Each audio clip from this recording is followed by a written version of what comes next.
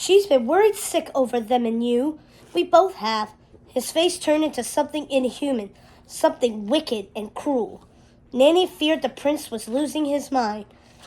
Don't look at me like that, old woman. I won't have you casting evil looks at me, and you. He turned his anger on Tulip. You lying strumpet, playing with my emotions, pretending you love me when clearly you do not. Tulip gasped and melted into tears at once, hardly able to speak. That's not true. I do love you. The prince's face was ashen, his eyes sunken and dark with illness, his anger growing with every word. If you loved me, truly loved me, then none of this would be happening. Mrs. Potts and Cogsworth would be here. The animals in the maze wouldn't have attacked me, and I wouldn't look like this. Look at me. Every day I grow uglier, more wretched.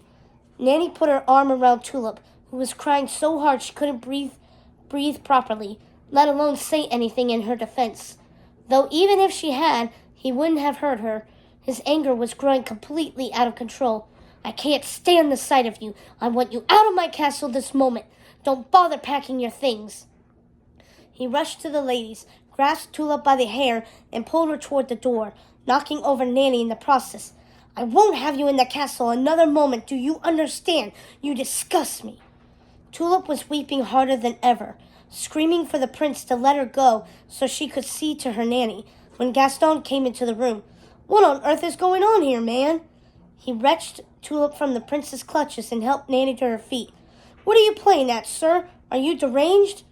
Then turning his attention to the ladies, he said, Go to your rooms, ladies. I will take care of this.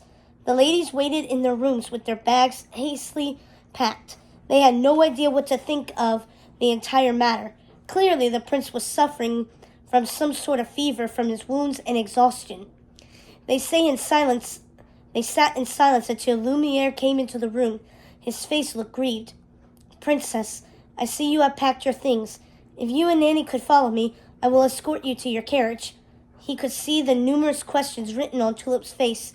We think it's best you go home to your mother and father. The prince will write you when he is feeling more like himself again. Nanny spoke. Yes, I think that is best. Come now, child. All will be well, I promise.